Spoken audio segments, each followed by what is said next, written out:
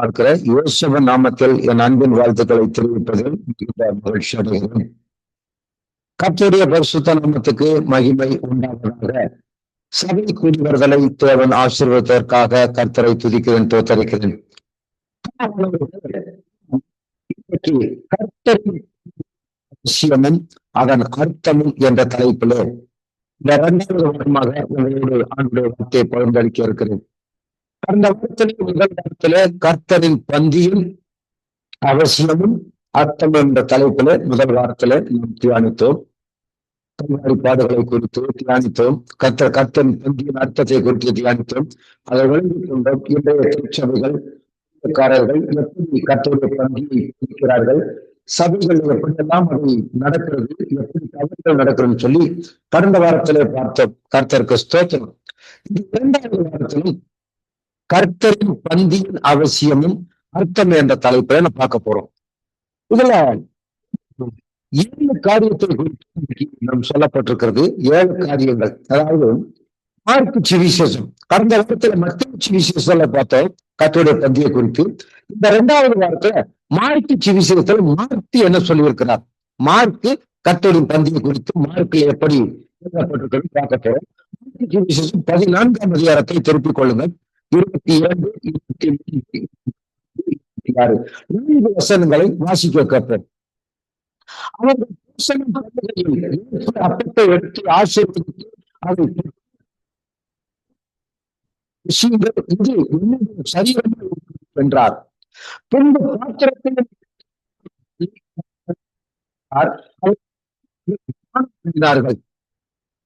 அப்பொழுது சிந்தப்படுகிற புது உடன்படிக்கை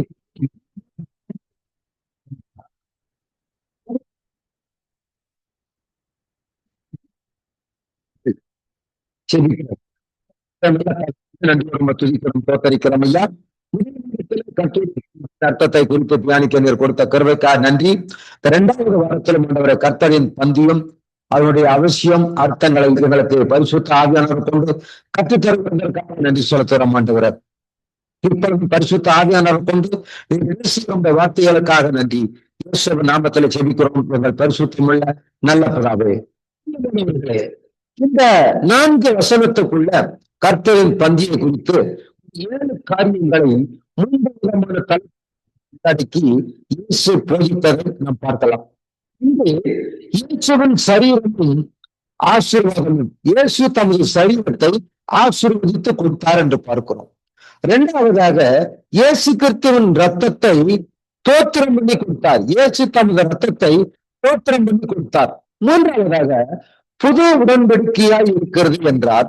சீஷர்கள் தோத்திர பாட்டை பாடினார்கள். இயேசு இவைகளை மனப்பூர்வமாய் செய்தார் என்று பார்க்கிறோம்.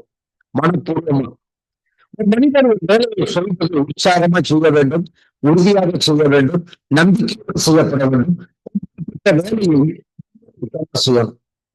அந்த பரலோகத்தின் தேவன் இயேசு கிறிஸ்துவுக்கு அனுப்பின நோக்கம் ஜனங்களை ரட்சிப்பதற்காக, ஜனங்களுக்காக இயேசு கிறிஸ்து சிறப்புல ரத்தம் சிந்த வேண்டும், மறிக்க வேண்டும். இப்போ இந்த தருணம் வந்து காட்டி கொடுக்கப்படுகிற ராத்திரி வந்துருச்சு. காட்டி கொடுக்கப்பட போகிறார். அடித்து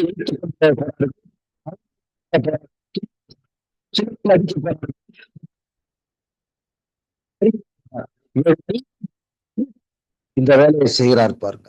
இத்தனை வேலைகளையும் மனப்பூர்வமாக செய்கிறார், உற்சாகமாக செய்கிறார். பிரியமானவர்களே, முதலாவதாக இயேசுவின் சரீரமும் ஆசீர்வாதமும். முதலாவது இயேசுவின் சரீரமும் ஆசீர்வாதமும். இயேசு தமது சரீரத்தை ஏன் ஆசீர்வதித்து கொடுத்தார்? ஏன் ஆசீர்வதித்து கொடுத்தார்? மார்க்கு 14 வசனம் 22.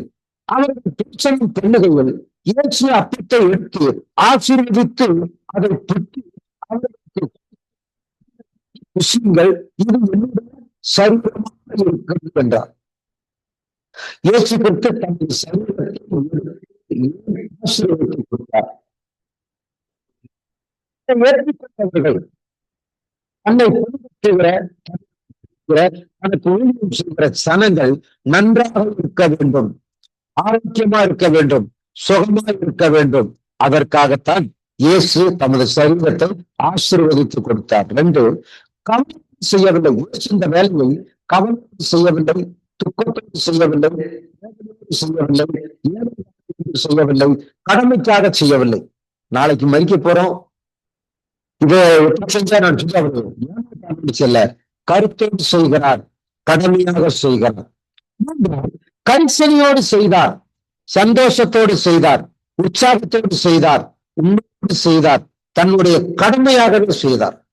இது பிதா அனுப்பின கடமையை உண்மை உத்தமமாக உற்சாகமாக செய்தார். நான்கு, தன்னுடைய நோக்கத்தை, தன்னுடைய பணியை, தன்னுடைய தீர்மானத்தை, தன்னுடைய மரணத்தின் அர்த்தத்தை புரிந்து கொண்டு நன்றாக வாழ்ந்து அவருக்கு சாட்சியாக வாழ வேண்டும் என்ற நல் நோக்கத்தோடு இந்த காரியங்களை கர்த்தரின் பந்தியை செய்தார்.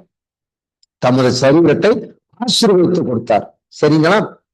இரண்டாவதாக இயேசு தமது ரத்தத்தை தோத்திரம் பண்ணி கொடுத்தார். இரண்டாவது, இயேசு தமது ரத்தத்தை தோத்திரம் பண்ணி கொடுத்தார். இயேசு தமது ரத்தத்தை ஏன் தோத்திரம் பண்ணி கொடுத்தார்? ஏன் தோத்திரம் பண்ணி கொடுக்கணும்? வசனம் 23.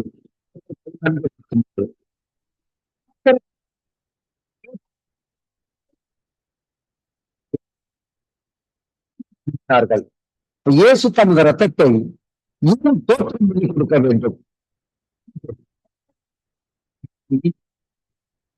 ஜனங்கள் இயேசுவின் ரத்தத்தை கொள்வதற்காக, இயேசுவின் ரத்தத்தை தெரிந்து கொள்வதற்காக, இயேசுவின் ரத்தத்தினால் மீட்பை தெரிந்து கொள்வதற்காக, இயேசுவின் ரத்தத்தினால் விடுதலை தெரிந்து கொள்வதற்காக, இயேசுவின் ரத்தத்தினால் பாதுகாப்பை கொள்வதற்காக, இயேசுவின் ரத்தத்தினால் வெற்றி பெறுவதற்காக, இயேசுவின் ரத்தத்தினால் சமாதானத்தை பற்றி வாழ்வதற்காக, இந்த மாதிரி இயேசுவின் ரத்தத்தினால என்னென்ன பலன் இருக்கிறது, என்னென்ன ஆசீர்வாதம் இருக்கிறது, சனங்கள் சீஷர்கள் அதை உட்கொள்ள வேண்டும் என்ற அந்த நோக்கத்தோடு இயேசுவின் ரத்தத்துக்கு நன்மை இருக்கும்படியாக இயேசு தமது ரத்தத்தை தோத்திரம் பண்ணி கொடுத்தார்.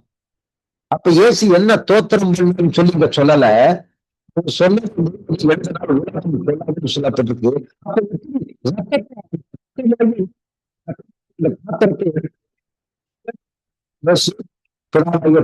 மக்கள் ஸ்தோத்திரம், பூலோகத்துக்கு அனுப்பி ஜனங்களுக்காக மரிக்கும் அனுப்பி ஸ்தோத்திரம். இந்த வேலையை சொல்வதற்கு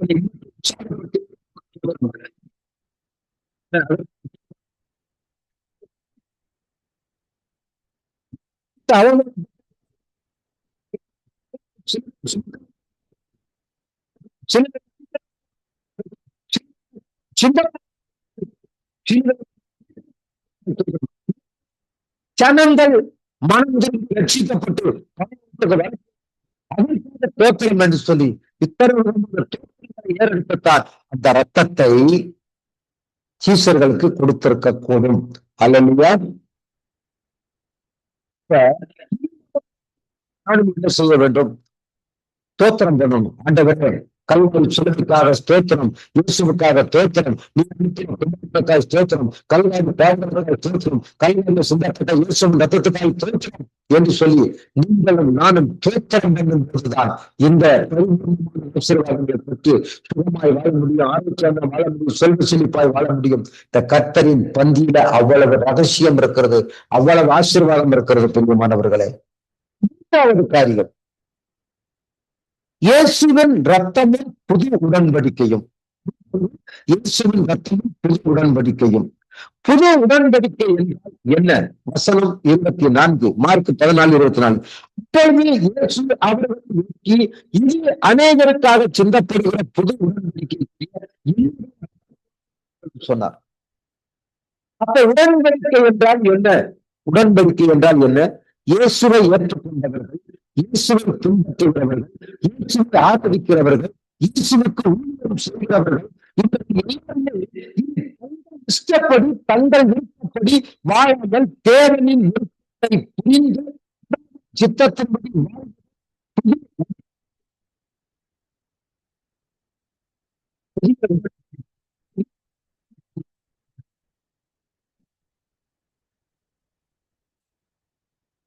அபிஷேகம் பண்ணப்பட்டு நானும் நம்முடைய இஷ்டத்தின்படி வாழக்கூடாது, வாழ முடியாது.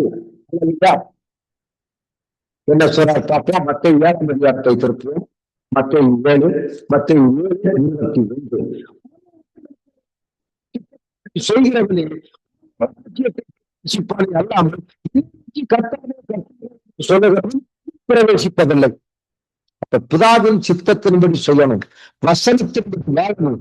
வசனத்திற்காகத்தான் சுவிசேஷம் 21 அதிகாரம், சுவிசேஷம் 27ஆம் அதிகாரம் கடைசி பட்டம், யோவான் 21:18-19. நீ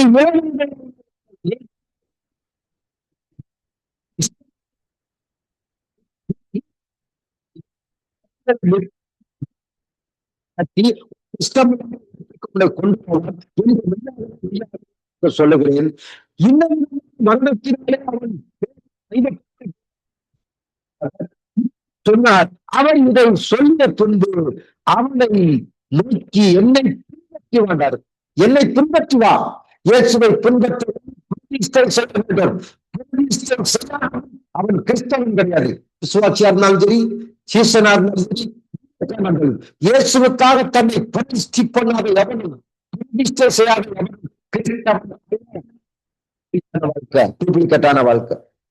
அப்ப சொல்றாரு, இஷ்டப்படி நீ வாழ முடியாது, நம்ம இஷ்டப்படி நம்ம வாழ முடியாது.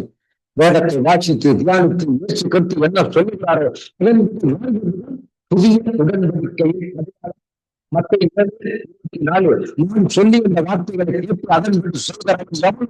கண்மணிகள் தன் வீட்டை கட்டின புத்தி உள்ள மனுஷனுக்கு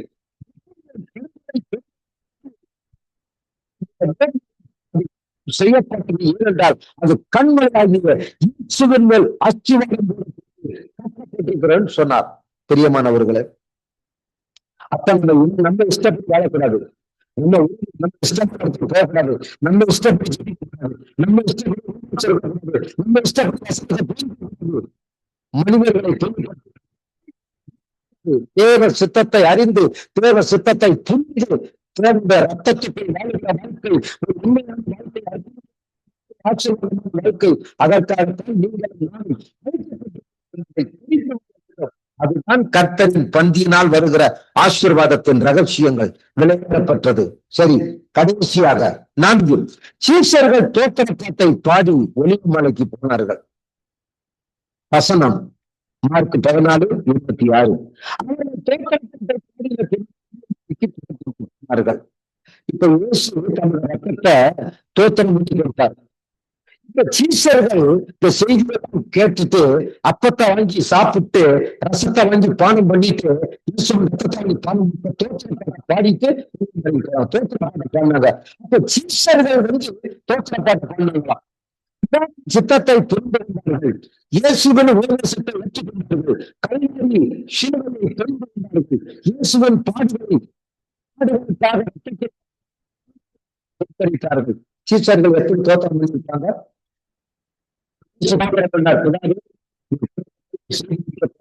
தோற்றம் சீஷர்கள் நமக்கு நன்றி, நமக்கு தோற்றம்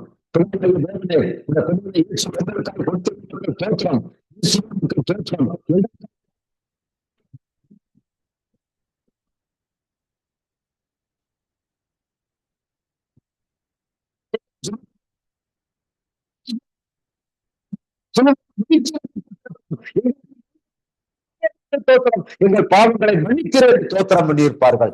இப்படித்தான் தோத்திர பாட்டை பாடி மலைக்கு சந்தோஷமா போகிறார்கள்.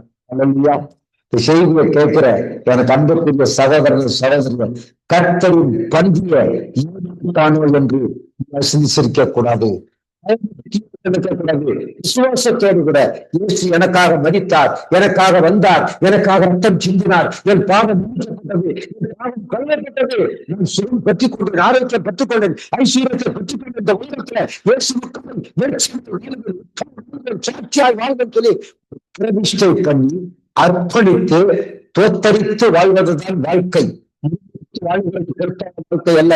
குறை சொல்லி அல்ல.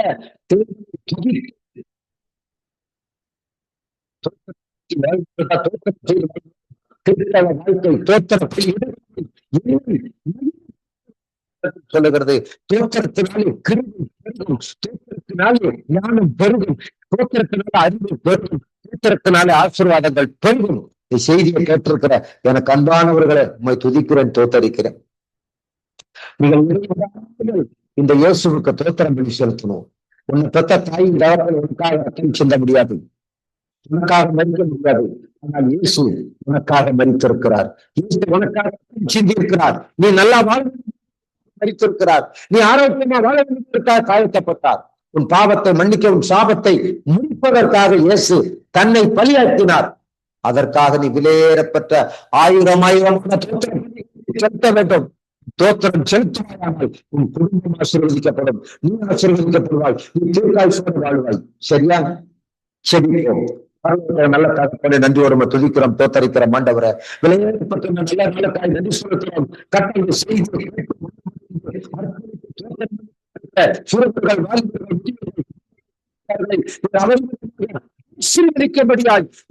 நாமத்திலே ஜெபிக்கிறேன் ஆண்டவரே. கர்த்தருடைய பந்தியின் ரகசியத்தை, அர்த்தத்தை, ஆழங்களை எங்களுக்கு புரிய வைத்த பரிசுத்தாவின் ஸ்தோத்திரம். வேதத்தில் மகத்துவங்களை தெரிந்து கொள்ள முடியும், தோத்திரம். வேதத்தில் அதிசயங்களை பார்க்க முடியும், கண்களை சார்ந்த முடியாத தோத்திரம். பரிசுத்த ஆவியானவரே எங்களை சதே சத்தியத்தை நடத்தி தோத்திரம். அதிக நிச்சயம் சுவாட்சிக்கிறோம் ஆண்டவரே. கர்த்தாவே இயேசு காட்டி கொடுக்கப்பட்ட ஆண்டவரே அதை ஆட்சி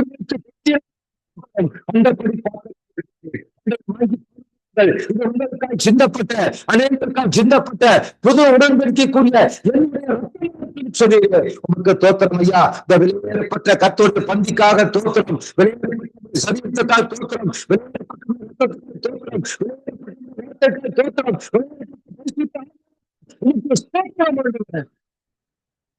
இயேசுவின் ரத்தம் எங்கள் மேல் விழுகட்டும். இதை நாங்கள் உட்கொண்டு பானம் பண்ணும்போது ஆரோக்கியத்தோடும் சுகத்தோடும் நலத்தோடும் ஐஸ்வர்யத்தோடும் வாழ்ந்து உங்களுடைய சாட்சியத்தை வாழும்படி எங்களை முற்றிலுமாக ஒப்புக் கொடுக்கிறோம். குடும்பத்தை ஆண்டவரே கர்த்தாவின் நீதிகளை நடத்தும். எங்கள் இஷ்டப்படி வாழ்வதற்கு, உம்முடைய விருப்பத்தை நிறைவேற்றும்படிக்கு பண்ணுகிறோம். இயேசுவுக்காக அர்ப்பணிக்கிறோம். எங்கள் இருதயத்தை ஒப்புக் கொடுக்கிறோம். எல்லாவற்றையும் உங்கள் நாமத்தை மகிமைப்படுத்துகிறோம். எல்லாவற்றையும் நாமத்தை கர்த்தாவே தோத்துறோம். நீர் அப்படி செய்து விட்டபடியால் நமக்கு நன்றி.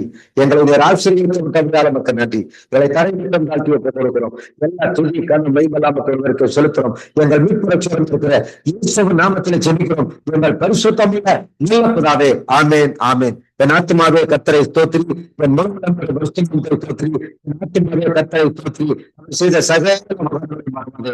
ஆமென். இந்த கர்த்தராயத்துடைய கிருபையும் பரிசுத்தாவின் அன்பும் ஐக்கியம் சந்தோஷமும் சமாதானமும் நாம் அனைவரும் தங்கி இருப்பதாக. ஆமேன், ஆமேன், ஆமேன். செய்யங்கொடுக்கும்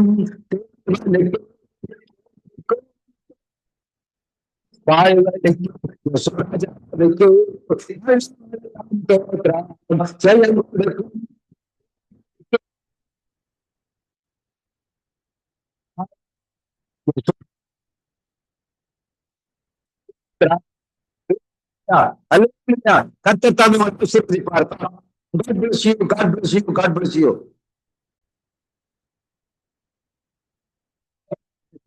பந்தியின் அவசியத்தையும் அதனுடைய அர்த்தத்தை குறித்து உங்களுக்கு நான் இருக்கிறேன். பரிசுத்த ஆவியானவருக்கு ஸ்தோத்திரம். போறோம். மார்க்கு சுவிசேஷம் 14ஆம் அதிகாரம். மார்க்கு சுவிசேஷம் 14ஆம் அதிகாரம்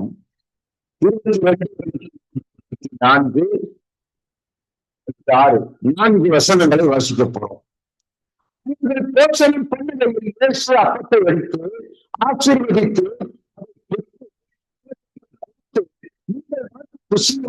இது என்னுடைய சரீரம் இருக்கிறது என்றார். என்று பாத்திரம்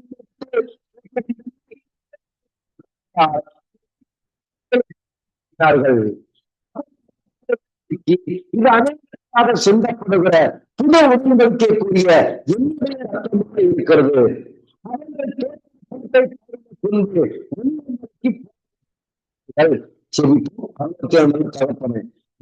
சிரிக்கிறோம். இந்த கல்வாரி பாடுகளுக்காக நம்ம துதிக்கிறோம், தோத்தரிக்கிறோம். இந்த கல்வாரியில சிந்தப்பட்ட ரத்தத்துக்காக தோத்திரம். ஆண்டவரே இந்த காட்டி கொடுக்கப்பட்ட அந்த காலத்தில் அப்பத்தை எடுத்து ஆசீர்வதித்து சீசர்களை விட்டு கொடுத்து ரத்தத்தை எடுத்து ஆசீர்வதித்து கொடுத்து அந்த அனுபவங்களுக்காக தோத்திரம். அதை தெளிவாக புரிந்து கொண்டு அனுசரித்து தெளிவானவர்களாய் சமாதானத்தோடு சந்தோஷத்தோடு ஆசீர்வதிக்கப்பட்ட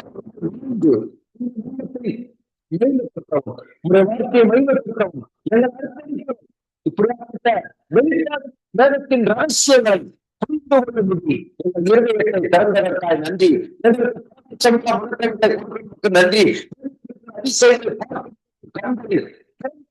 நன்றி. பேசுகிற வார்த்தைகளுக்காக நன்றி. இயேசுவுள்ள ஜெபிக்க நல்ல பிதாவே. ஆமென். ஹல்லேலூயா. இயேசு நமக்காக செய்து முடித்த அந்த கல்வாரி பாடுகளுக்காக, கல்வாரியில செய்த தியாகத்துக்காக, கல்வாரியில சிந்தப்பட்ட அந்த ரத்தத்துக்காக, கல்வாரியில குத்தப்பட்ட அந்த சரீரத்துக்காக கரங்களை கட்டி கர்த்தரை பற்றி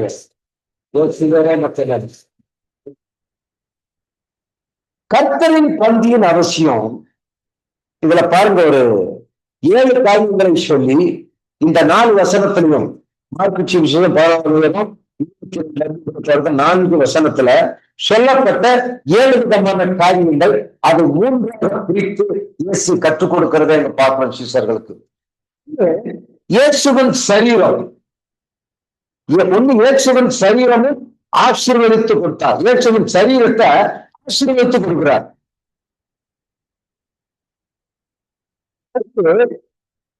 இயேசுவின் ரத்தம் தோத்திரம் பண்ணி கொடுத்தார். இயேசு தமது ரத்தத்தை தோத்திரம் பண்ணி கொடுக்கிறார்.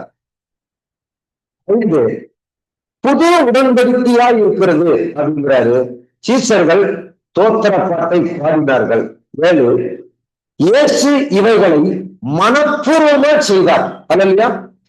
இந்த வேலையை ஏனோதாரோடு செய்யல, கவலையோடு செய்யல, துக்கத்தோடு செய்யல, மனப்பூர்வமா செய்தார். அடுத்த கட்டம் அடிச்சு எடுத்துட்டு போக போறாங்க, ஸ்வாட்னால் அடிக்க போறாங்க, குத்த போறாங்க, அவமானப்படுத்த போறாங்க, அசிங்கப்படுத்த போறாங்க, சிலுவையில தொங்க போறாங்க, மறிக்க போறார், அடக்கம் பண்ண போறார். இப்படி இருக்கிற தருணத்துல ஒரு வேலைய சந்தோஷமா செய்ய முடியுமா? உற்சாகமா செய்ய முடியுமா? மனப்பூர்வமா செய்ய முடியுமா?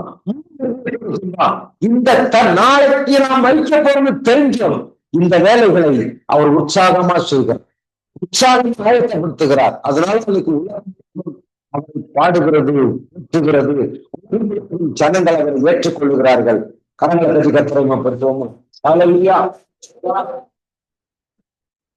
அந்த வேலையை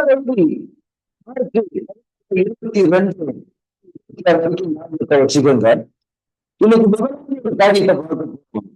இயேசுவின் சரீரமும் ஆசீர்வாதமும், முதலாவது கவிஞருக்கு இயேசுவின் சரீரமும் ஆசீர்வாதமும். இயேசு தமது சரீரத்தை ஏன் ஆசீர்வதித்து கொடுத்தார்? 22வது வசனத்தை வாசிப்போம். மார்க் 16:22.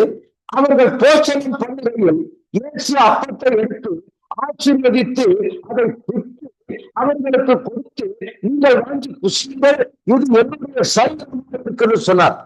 ஏன் இயேசு தமது சரீரத்தை ஏன் ஆசீர்வதித்து பிட்டு கொடுத்தான்னு சொன்னா, ஏப்பா இது என் சரீரத்துக்கு அடையாளமா இருக்கிறது, நாளைக்கு உங்க ஆசீர்வாதம் என் சரீரம் உடைக்கப்பட போகிறது, என் சரீரம் குற்றப்பட போகிறது அப்படிங்கிறத அடையாளப்படுத்துவதற்கு உதாரணமாக அவர் சரீரத்தை ஆசீர்வதித்து கொடுத்தார். என் சரீரத்தை புட்கப்படுகிறது ஆசீர்வாதம், என் சரீரம் உடைக்கப்பட்ட செழிப்பு, என் சரீரம் ஐஸ்வர்யம், என் சரீரம் புட்கப்படுறது சோகம், என் சரீரம் ஆரோக்கியம் சொல்லி ஆசீர்வதித்து கொடுத்தார். ஹல்லேலூயா. தன்னை இது எதற்காக அவர் தன்னுடைய சரீரத்தை விட்டு கொடுத்தாரு சொன்னா, தன்னை ஏற்றுக்கொண்ட, தன்னை பின்பற்றுகிற, தன்னை ஆராதிக்கிற, தனக்கு ஊழியம் செய்கிற ஜனங்கள் நன்றாக இருக்க வேண்டும், ஆச்சரியமாக சுகமாக இருக்க வேண்டும், உற்சாகமாக இருக்க வேண்டும், சோடு வாழ வேண்டும் என்ற நல்ல எண்ணத்தில் அப்படி செய்தார். கரங்களை தட்டி கஷ்டப்படுத்தும். இயேசுவுக்கு நல்ல நோக்கம் இருந்தது. தன்னை ஏற்றுக்கொண்டவர்கள், தன்னை பின்பற்றுகிறவர்கள், தனக்காக சித்தத்தின்படி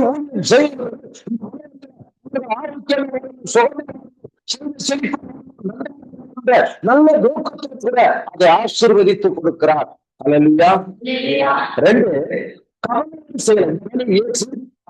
செய்யல, துக்கத்தோடு செய்யல, வேதனைக்கு செய்யவில்லை, செய்யவில்லை, கடனுக்காக செய்யவில்லை.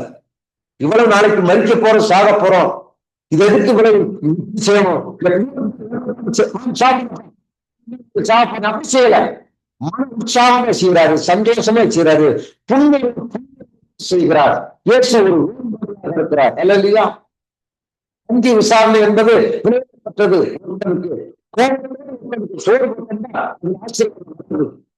ஆமா, சந்தோஷமா செய்யணும், உற்சாகமா செய்யணும். கரிசனையோடு செய்தார், சந்தோஷத்தோடு செய்தார், உற்சாகத்தோடு செய்தார், செய்தார், கடமையாக செய்தார். அவர் எதற்காக இந்த உலகத்துக்கு வந்தால் ஜனங்களின் பாவத்தை சுமந்து தீர்ப்பதற்காக வந்திருக்கிறார். செய்கிறார். சொல்லுமா?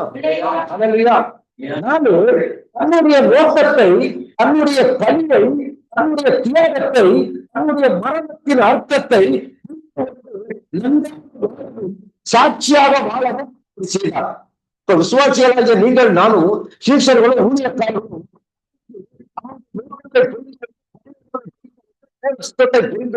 சத்தியத்தை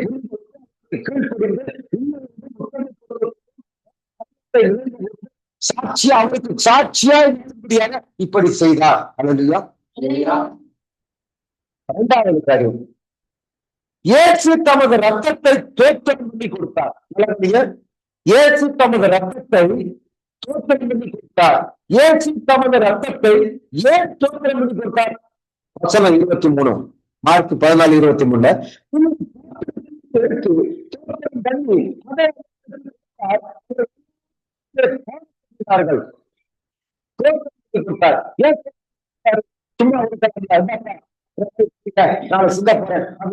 கிடையாது. ஏன் சொல்றேன்? நாம் புரிந்து கொள்வதற்காக, தெரிந்து கொள்வதற்காக,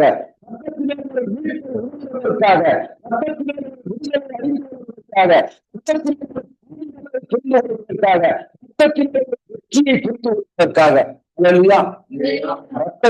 ரத்தத்தினால சாவு முடிக்கப்படுவது, பாவம் கழுவப்படுவது, ரத்தம் ஜெயம், இயேசு கிறிஸ்துவின் ரத்தம் ஜெயம் சொல்ல பாதுகாப்பு.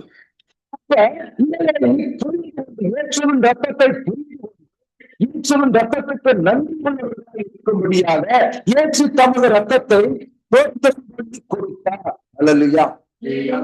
தோற்றம் பண்ணி கொடுத்தார்.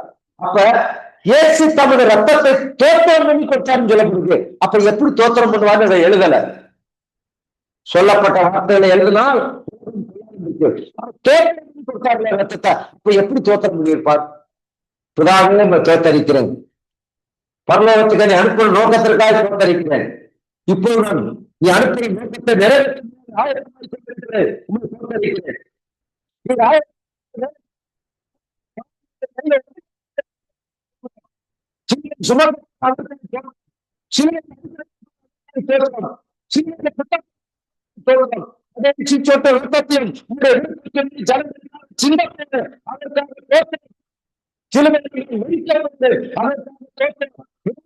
நீர் அனுப்பி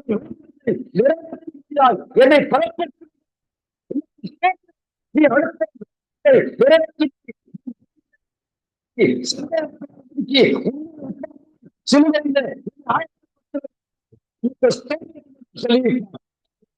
மட்டும்தான். அந்த கொஞ்ச விசாரணையில தோற்றம் பண்ணி கொடுத்தாரா? என்ன தோற்றம் பண்ணாரு? இந்த மாதிரி பிதாவுக்கு தோற்றம் கொடுத்திருப்பார். இல்லையா? மத்த 7:21 இடத்துல மற்றும் 7 சொல்லப்பட்டிருக்கும்.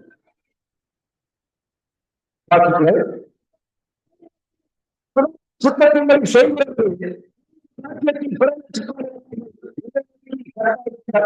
சொல்லுகிறது, அது பிரவேசிப்பதில்லை.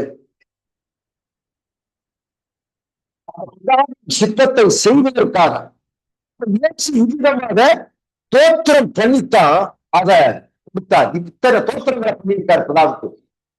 சரிங்களா? அப்ப நீங்களும் நானும் என்ன செய்ய வேண்டும்? ரத்தத்துக்காக தோற்றம், என்னை மீட்க சாபத்தை முடிக்க தோற்றம், என் பாவத்தை மன்னிக்கிறவனுக்கு தோற்றம். நீங்களும் நானும் தோற்றம் பண்ணணும். நன்றி உள்ள கிறிஸ்தவர்கள் ஏழை இருக்காங்க, ஏன் அநேக கண்ணியில் இருக்கிறாங்க, ஏன் அநேக கிறிஸ்தவர்கள் கடனில் இருக்கிறாங்க, ஏன் அநேக கிறிஸ்தவங்க நோய்களில் சேர்ந்து இருக்கிறாங்க. ரசிக்கப்பட்டு சபைக்கு போறேன், காணிக்க கொடுக்குறேன், தசமம் கொடுக்குறேன், ஆனா பாவத்துல கிடக்கிறான், சாபத்துல கிடக்கிறான், கடன்ல கிடக்கிறான், நோயில கிடக்கிறான், நோயில கிடக்கிறான். ஏன் நன்றி உள்ள இருதயம் இல்ல? கல்வாரி சிலுவைக்கு நன்றி இல்ல, கல்வாரி சிலுவையை கல்வாரி சிலுவையை சிந்திக்கிறதுல இயேசுவின் மரணத்தை சிந்திக்க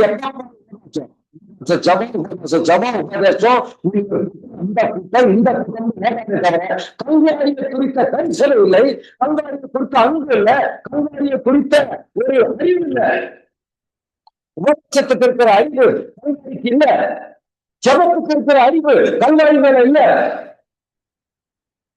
அப்ப எது முக்கியமோ ஜபத்தை சொல்லல, சொல்லல, எது முக்கியம்? கல்வாரி முக்கியம்.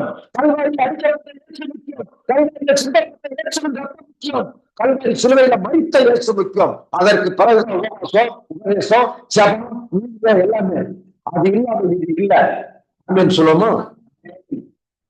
அப்ப நம்ம தோத்திரம் செலுத்துகிறவன் மகிமைப்படுத்துவதான்னு சொல்லப்படுது. தோத்திர கழிவுக்காக என்னை மகிமைப்படுத்துற எப்போதும் தோற்றம் வந்துட்டே இருக்கணும். சங்கீதம் 34 தாவீது சொன்னார், கர்த்தரை எக்காலத்திலும்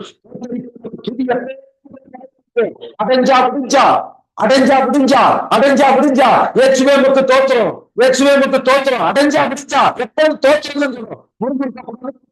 சந்தேகப்படக்கூடாது, கண்ணீர் எடுக்கக்கூடாது. ஏற்றுவை ஏற்றுக்கொண்ட பிள்ளைகள் எப்போதும் தோற்றம் செலுத்திக் கொண்டிருந்தார்.